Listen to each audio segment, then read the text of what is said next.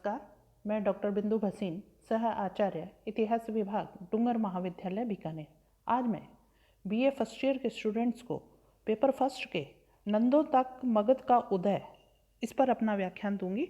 तो हमें सबसे पहले तो जानना ये आवश्यक हो जाता है कि मनुष्य की जो भावनाएं हैं वो क्या हैं। तो मनुष्य एक महत्वाकांक्षी प्राणी है। विरासत में प्राप्त ज्ञान, साधन, समृद्धि और प्रभाव में वृद्धि करना उसकी सहज प्रवृत्ति है।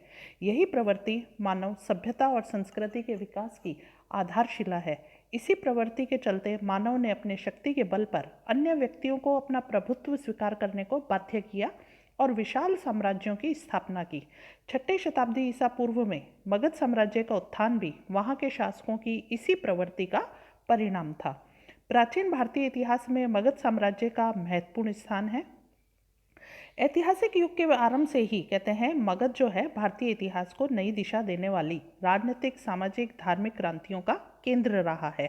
हर्यक, शिशुनाग, नंद, मौर्य, गुप्त आदि राजवंशों का उदय और पतन यहीं पर हुआ था। परंपरागत सामाजिक और धार्मिक मान्यताओं में सुधार का उद्घोष करने वाले जैन और बौद्ध धर्म भी इसी भूमि पर उदित और पल्लवित हुए थे। कौटिल्य, पाणिनि, पतंजलि, कामंदक आदि विद्वानों की जन्मभूमि भी मगध ही थी और भारतीय विद्या और ज्ञान के ज्योतिर्पुंज जैसे नालंदा है, विक्रमशिला विश्वविद्यालय है, इसी प्रदेश में कहते हैं स्थित थे। समग्र रूप में मगध जो है प्राचीन भारतीय इतिहास का हृदय स्थल था। अब मगध के उदय की बात करें तो ईसा पूर्व 6ठी शताब्दी के शुरू में ही भारत में राजनीतिक एक छत्र केंद्रीय राज्य का अभाव था। इस काल में भारत अनेक छोटे बड़े जनपदों, महाजनपदों और संघ राज्यों में विभक्त था, जिनमें राजतंत्रात्मक या प्रजातांत्रिक शासन जो पद्धति है वो प्रचलित थी। ये सभी राज्य साम्राज्यवादी भावना से प्रेरित थे, अतः इनमें परस्पर संघर्ष चलता ही रहता था। प्रत्येक राज्य अपनी सैनिक शक्ति और कूटनीति के बल पर अपने राज्य विस्तार में संलग्न था और इन्हीं राज्यों में से राजतंत्रात्मक शासन पद्धति द्वारा शासित मगध का ये जो राज्य है, ये जो जनपद है, 6ठी शताब्दी ईसा पूर्व के 16 महाजनपदों में एक शक्तिशाली महाजनपद था, जिसने अपनी सैनिक शक्ति और कूटनीति के बल पर अन्य छोटे बड़े राज्यों को जीतकर एक विशाल साम्राज्य की स्थापना करके भारत को पहली बार राजनीतिक एकता के सूत्र में बांधना शुरू कर दिया था। अंततः मौर्य काल में मगध अपने साम्राज्य विस्तार की कहते हैं पराकाष्ठा पर पहुंच गया था। मौर्य काल में संपूर्ण जो भारत है वो मगध साम्राज्य के अंतर्गत था। मगध साम्राज्य अपने विस्तार की पराकाष्ठा पर चंद्रगुप्त मौर्य के समय पहुंचा था, किंतु मगध के इस उत्कर्ष का श्रेय जो है वो एकमात्र चंद्रगुप्त को नहीं दिया जा सकता। चंद्रगुप्त मौर्य के पूर्व के राजवंश हैं, जैसे हर्यक है, शिशुनाग है, नंदवंश है, इनके शासकों ने भी अपनी योग्यता, शौर्य और शक्ति के बल पर मगध साम्राज्य के विस्तार में महायज्ञ में यथा योग्य कहते हैं आहुतियाँ दी थी। तो मगध के प्रारंभिक इतिहास के बारे में अगर हम जानने की कोशिश करें तो हमें पता लगता है कि प्राचीन मगध राज्य वर्तमान बिहार के गया और पटना जिलों में विस्तृत था। ऋग्वेद में मगध का तो उल्लेख नहीं है, किंतु मागधों यानी कि मगध के निवासियों का उल्लेख हमें मिलता है। उत्तर वैदिक काल में भी मगध को कोई महत्ता नहीं मिली थी। यजुर्वेद और अथर्ववेद आदि ग्रंथों में मगध वासियों के लिए व्रत्य, आर्य आदि तिरस्कारजनक शब्दों का प्रयोग किया गया है, क्योंकि ये लोग आर्य होते हुए भी आर्य संस्कृति का पूर्ण रूप से पालन नहीं करते थे। एक राजनीतिक इकाई के रूप में मगध का उदय संभवतः उत्तर वैदिक काल के अंतिम चरण में हुआ था। महाभारत और पुराणों के अनुसार ऐतिहासिक युग में सर्वप्रथम कुरुवंशी राजा वसु ने मगध को जीतकर अपने राज्य में मिलाया था और इसी के साथ मगध के पृथक राजनीतिक अस्तित्व का उदय हुआ था। वसु की मृत्यु के बाद उसका राज्य उसके पुत्रों में विभक्त हो गया, जिसके अनुसार मगध बृहद्रथ को प्राप्त हुआ था। जो बृहद्रथ है वो मगध राज्य का संस्थापक रहा। उसी के नाम से उसके राजवंश का नाम भी बृहद्रथ वंश पड़ा। बृहद्रथ ने गिरिव्रज को अपनी राजधानी बनाया और मगध के राज्य को सुदृढ़ किया। महाभारत काल में बृहद्रथ वंश का जरासंध मगध पर शासन कर रहा था। जरासंध अपने वंश का सर्वाधिक कहते हैं पराक्रमी और साम्राज्यवादी शासक था। हरिवंश पुराण से हमें ज्ञात होता है कि उसने काशी, कौशल, चैदी, मालवा, विदर्भ, अंग, बंग, कलिंग, पांड्य, सौवीर, मद्र, कश्मीर और गांधार के राजाओं को परास्त करके उनके राज्यों को मगध में सम्मिलित कर लिया था। जरासंध की इस क्रूर और अत्याचारी साम्राज्यवादी नीति से अन्य राज्य बहुत डर गए थे, यानी कि आतंकित हो गए थे। अंत में अंधक वृषणी संघ के प्रमुख श्री कृष्ण ने पांडवों की सहायता से जरासंध को परास्त कर मार डाला था। जरासंध की मृत्यु के साथ ही मगध का कहते हैं गौरव सूर्य जो था वो अस्ताचल की ओर निकल पड़ा। यद्यपि इसके बाद भी मगध पर जरासंध के वंशज ही राज्य करते रहे, लेकिन उनमें से किसी में भी मगध साम्राज्य के पतन को रोकने की योग्यता नहीं थी। बृहदत्त वंश का अंतिम शासक जो था वो था रिपुंजय। कहते हैं उसके मंत्री पुलिक ने विद्रोह करके इसकी हत्या कर दी और अपने पुत्र बालक को गद्दी पर बैठाया। कहते हैं बृहदत्त वंश का यही अंत हो गया था, किंतु पुलिक के वंशज भी दीर्घ काल तक मगध पर शासन कहते हैं नहीं कर सके थे। भटिया नामक एक शक्तिशाली सामंत ने विद्रोह करके बालक की हत्या की थी और अपने पुत्र बिंबसार को मगध के सिंहासन पर आसीन किया था, और इसी के साथ मगध में हर्यक वंश की स्थापना हुई, क्योंकि बिंबसार जो है वो हर्यक वंश का था। मगध के शासक के रूप में बिंबसार का सिंहासनारोहण जो है मगध ही नहीं वरन भारतीय इतिहास की भी एक युग प्रवर्तक घटना थी। वस्तुतः कहते हैं इसी समय से मगध का गौरव सूर्य जो है तीव्र गति से क्षितिज की ओर बढ़ने लगा था। मगध के साम्राज्य विस्तार के जिस रथ चक्र को कहते हैं हर्यक वंशी बिंबसार ने गति देकर आगे बढ़ाया, परवर्ती शिशुनाग और नंद शासकों और राजवंशों द्वारा उत्तरोत्तर वह गतिमान रहा और मौर्य काल में अपनी विस्तार की पराकाष्ठा पर पहुंचकर सभी तब कहते हैं उस पहुंचकर जो सम्राट अशोक है उसने कलिंग विजय के पश्चात अपनी तलवार को जब म्यान में रखा तो यह पराकाष्ठा पर जो इसका विस्तार पहुंच रहा था वो थम गया। क्यों? और स्थायी रूप से शांति वो नहीं दे पा रहे थे। अब हम मगध साम्राज्य के विस्तार की बात करें तो सबसे पहले हम लेते हैं हर्यक वंश। बृहद्रथ वंश के पतन के बाद मगध में नव स्थापित जो पुलिक के राजवंश का अंत करके बिंबसार जो था उसने अपने आप को मगध का शासक बनाया। उसके वंश के संबंध में कहते हैं विद्वानों में मतभेद है। पुराणों के अनुसार तो कहते हैं 6ठी शताब्दी ईसा पूर्व में मगध में बृहद्रथ वंश का अंत हो गया था और शिशुनाग नामक राजा ने नवीन राजवंश की स्थापना की थी। बिंबसार इस वंश का 5वां शासक था, किंतु यह तथ्य जो है नितांत अनैतिहासिक है। बौद्ध ग्रंथ जो है महावंश और दीपवंश उनके अनुसार बिंबसार जो है शिशुनाग के पहले मगध का राजा बना था और बिंबसार और शिशुनाग में तो कोई संबंध ही नहीं था। इन ग्रंथों के अनुसार बिंबसार हर्यक वंश का था। ऐतिहासिक तथ्य भी बौद्ध ग्रंथ के इस विवरण का समर्थन करते हैं। अश्वघोष भी बताता है कि बिंबसार जो है हर्यक वंशी था, अतः अधिकांश विद्वान जो है वो बिंबसार को हर्यक वंश का ही मानते हैं। डॉक्टर हेमचंद्र राय चौधरी का कहना है कि मगध का प्राचीन राजवंशी इतिहास जो है अंधकारपूर्ण है। कहीं कहीं योद्धा और राजनीतिक दिखाई दे जाते हैं, जिनमें से कुछ तो शायद बिल्कुल ही काल्पनिक थे और कुछ वास्तविक नायक प्रतीत होते हैं। मगध का वास्तविक इतिहास हर्यक वंशी बिंबसार से आरंभ होता है। Doctor RC. मजूमदार और आर.के. मुखर्जी ने कहा है कि बिंबसार ने ही हर्यक वंश की स्थापना की और शिशुनाग ने उसके बाद अपने वंश की स्थापना की थी। डॉक्टर विमल चंद्र पांडे का भी मत है कि यही निष्कर्ष उचित प्रतीत होता है कि बिंबसार जो है शिशुनाग से पूर्व हुआ था और वह शिशुनाग वंश का न था वरन हर्यक वंश का था, जैसा कि बौद्ध साहित्य में लिखा हुआ है। तो अब बिंबसार की हम बात करते हैं कि यह पहला शासक था, महत्वपूर्ण शासक था, जो केवल कहते हैं 15 वर्ष की अवस्था में ही मगध के सिंहासन पर बैठा था। बिंबसार का दूसरा नाम जो है वो श्रेणिक भी था। डॉक्टर भंडारकर ने श्रेणिक उपाधि के आधार पर यह अनुमान लगाया है कि बिंबसार प्रारंभ में एक सेनापति था। उसने वज्जियों को परास्त कर अपना एक स्वतंत्र राज्य स्थापित किया और एक नवीन राजवंश की स्थापना की। लेकिन यह मत कहते हैं न्यायसंगत प्रतीत नहीं होता, क्योंकि बौद्ध ग्रंथ महावंश के अनुसार सिंहासनारोहण के समय बिंबसार की आयु केवल 15 वर्ष की थी और बिंबसार के पिता के नाम के विषय में भी बड़ा ही मतभेद है। पुराणों के अनुसार उनके पिता का नाम श्रेमजीत, हेमजीत अथवा शत्रोज्जा था। टर्नर के अनुसार बिंबसार के पिता का नाम भट्टिय या भट्टीक था। कहते बिंबसार जो एक महत्वाकांक्षी और साम्राज्यवादी शासक था, वह मगध के महाजनपद को एक विशाल साम्राज्य में परिणित करने का आकांक्षी था, किंतु स्वतंत्र राज्यों की पारस्परिक प्रतिद्वंदिता के चलते यह कोई कार्य सरल नहीं था। साम्राज्य विस्तार के लिए यह आवश्यक था कि बिंबसार जो है अपनी शक्ति को भली भांति संगठित करे। वस्तुतः राज्य विस्तार में मगध के लिए अनेक कठिनाइयां थी।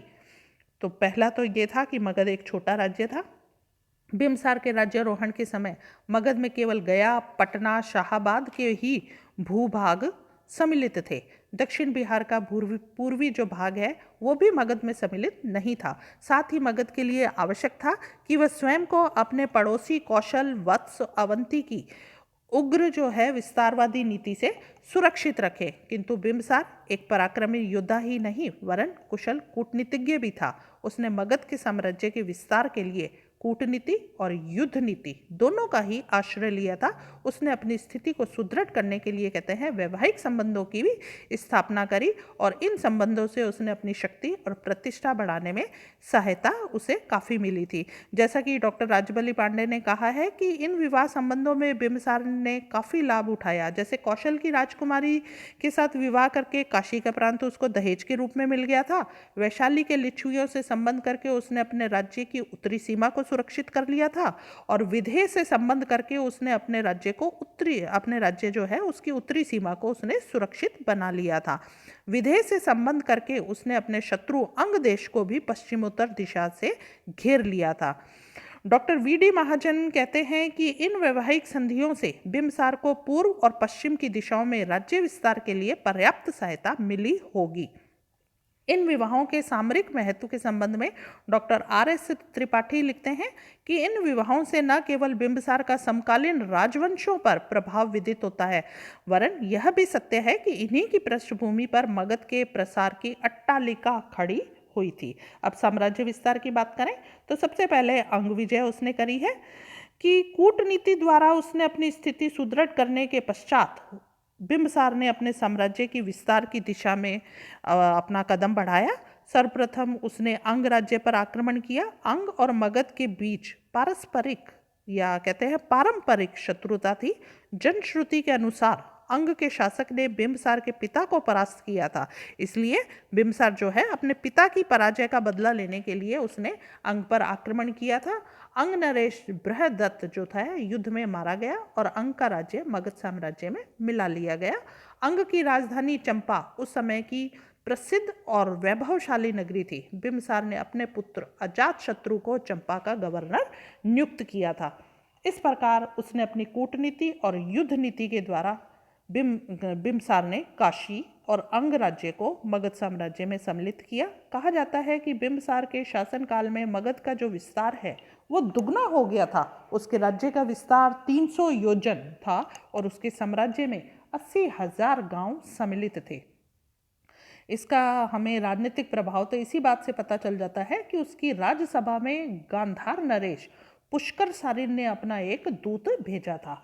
मैत्री संबंध की बात करें तो हम कह रहे हैं कि बिंबसार एक चतुर कूटनीतिज्ञ तो था ही, उसने अपने पड़ोसी राज्यों के साथ मित्रतापूर्ण संबंध भी बनाए रखे। जब कहते हैं तक्षशिला के राजा पुष्कर सारिन ने अपने शत्रुओं से आतंकित होकर बिंबसार की सेवा में अपना राजदूत भेजा था, तो तक्षशिला के राजदूत का बिंबसार ने हार्दिक स्वागत तो किया था, परंतु दूरदर्शिता का परिचय देते हुए उसे सैनिक सहायता का वचन नहीं दिया था, क्योंकि वह अन्य राजाओं से शत्रुता मोल लेना नहीं चाहता था। इसी प्रकार उसने अपने पड़ोसी राज्य अवंती से भी मैत्रीपूर्ण संबंध बनाए रखे। जब अवंती नरेश पांडु पीलिया रोग से पीड़ित हुआ था तो बिंबसार ने अपने प्रसिद्ध चिकित्सक जीवक को उनका उपचार करने के लिए भेजा था। डॉक्टर राजबली पांडे कहते हैं कि अंतर्राज्यीय संबंध में बिंबसार चतुर और सफल था। वत्स, मद्र, गंधार, कंबोज आदि राज्यों के साथ भी उसने अपने दूत संबंध स्थापित किए थे, यानी कि दूत भेजकर अच्छे संबंध स्थापित कर लिए थे। अब हम शासन प्रबंध की बात करें तो कहते हैं बिंबिसार का जो प्रशासन है बहुत ही उत्तम और सुसंगठित था। वह राज्य के कर्मचारियों पर कड़ी दृष्टि रखता था, योग्य और ईमानदार कर्मचारियों को पुरस्कार देता था, अयोग्य और भ्रष्ट कर्मचारियों को वह दंडित करता था। शासन कार्य में सहायता देने के लिए उसने कुछ अधिकारी भी नियुक्त कर रखे थे, जैसे कि उपराजा। यह राजा के बाद का सर्वोच्च पद था, यानी कि राजा के प्रतिनिधि के रूप में यह कार्य करता था। फिर हम बात कर सकते हैं कि संभातक महामात्र, यानी कि यह अधिकारी सामान्य प्रशासन की देखभाल करता था। सेनानायक महामात्र का कार्य सेना के प्रति अपने कार्यों को निष्पादित करना होता था, यानी कि ये सेना का मुख्य अधिकारी होता था। व्यावहारिक महामात्र यह न्यायाधीश का कार्य करता था, और उवाहक महामात्र यह अधिकारी उत्पादन कर इकट्ठा करता था। प्रांतीय शासन की बात करें तो बिंबिसार ने अपने राज्य को अनेक प्रांतों में बांट रखा था। प्रांतपति के पद पर प्राय कहते हैं राजकुमारों को ही नियुक्त किया जाता था। प्रांतों को पर्याप्त स्वायत्तता प्रदान की गई थी। प्रांत जो है वो गांवों में विभक्त थे, और गांव के मुखिया को ग्राम भोजक कहते थे। प्रांतों और गांवों को अपने स्थानीय शासन में काफ़ी कहते हैं अधिकार दिए गए थे। महावक्ष से प्रकट होता है कि बिंबिसार की राज्यसभा में समस्त गांव जो है प्रमुखों का ग्राम प्रमुखों को स्थान प्राप्त था। लोकहित के कार्य की बात करें तो वह अपनी प्रजा की भलाई के लिए अनेक कदम उठाने में हिचकिचाता नहीं था। उसने यातायात के साधनों को सुधारने का प्रयास किया, सड़कों का निर्माण किया, नहरों, तालाबों, कुओं का भी निर्माण किया। और जब कहते हैं मगध की प्राचीन राजधानी गिरिव्रज आग लगने के कारण नष्ट हो गई थी, तो बिंबिसार ने राजगृह नामक एक दूसरी राजधानी की स्थापना की थी। और इसके अतिरिक्त कह सकते हैं कि बिंबिसार ने साहित्य और कला के विकास में भी योगदान दिया। न्याय की बात करें तो इसका दंड विधान जो था वो अत्यंत कठोर था। कारावास के अतिरिक्त कोड़े लगाने, लोहे से दागने, जीभ काटने, पसलियां तोड़ने और मृत्यु दंड देने की भी व्यवस्था थी। और गलत सलाह देने के अपराध में बड़ा पदाधिकारी भी पदच्युत किया जा सकता था। राज्य की उचित सेवा करने पर पदाधिकारियों को पुरस्कृत भी किया जाता था।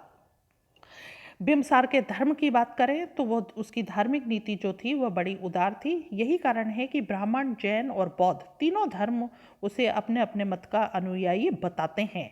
जैन मतावलंबियों के अनुसार बिंबिसार जैन था और महावीर स्वामी का जो अनन्य भक्त था।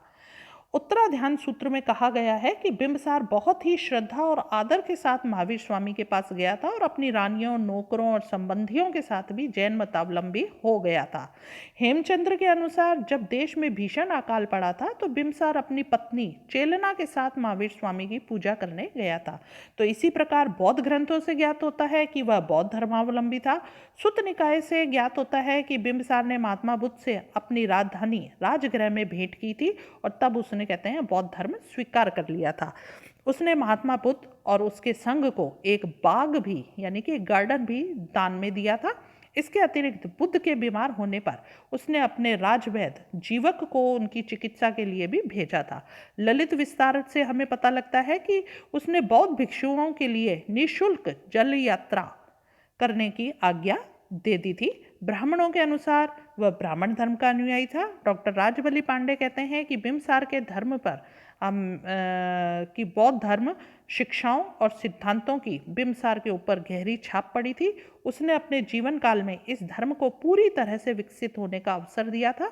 बौद्ध भिक्षुओं के ऊपर राज्य कर हटा लिए गए थे। इतना ही नहीं, राज्य की ओर उनके लिए रहने, खाने पीने, पहनने की व्यवस्था तक की गई थी।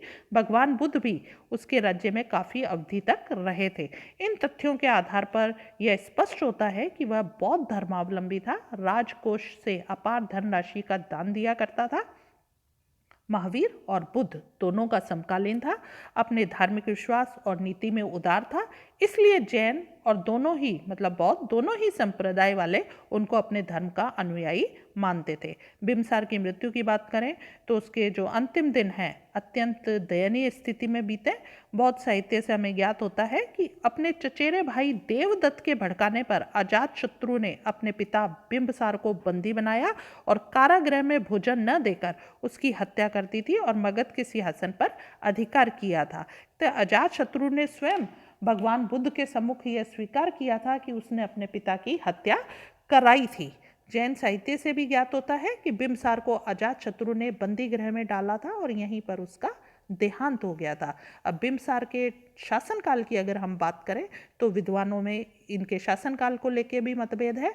महावंश के अनुसार बिम्बसार ने 52 वर्ष राज्य किया, जबकि पुराणों के अनुसार 28 वर्ष। डॉक्टर राधा कुमुद मुखर्जी कहते हैं कि बिम्बसार का राज्य काल जो है 603 ईसा पूर्व से 551 ईसा पूर्व तक का है। Doctor VA. स्मिथ भी कहते हैं कि बिम्बसार ने लगभग 581 ईसा पूर्व से 554 ईसा पूर्व तक यानी कि 28 वर्ष तक राज्य किया। Doctor RC. मजूमदार कहते हैं कि 544 ईसा पूर्व से 492 ईस्वी पूर्व तक उन्होंने राज्य किया, यानी कि उन्होंने कुल 52 वर्ष तक राज्य किया। बिम्बसार के शासनकाल के 28 या 52 वर्ष के भेद का कारण यह बताया जाता है कि बौद्ध ग्रंथ जो दर्शक है कि उसके स्थान पर सीधे अजातशत्रु को ही बिम्बसार का उत्तराधिकारी मानते हैं, जबकि पुराण और भास का स्वप्नवासवदता जो दर्शक है उसको बिम्बसार का उत्तराधिकारी मानते हैं। इस संबंध में डॉक्टर पांडे का जो मत है संभवतः कि बिम्बसार के शासनकाल के अंतिम 24 वर्ष में शासन भार जो है वो दर्शक के पास था, अतः ब्राह्मण ग्रंथों ने इस काल को दर्शक के नाम लिख दिया और शेष 28 वर्ष जो है वो बिम्बसार के नाम लिख दिए। सामान्यतः कहते हैं बिम्बसार का शासनकाल 543 ईसा पूर्व से 491 ईसा पूर्व माना जाता है। धन्यवाद।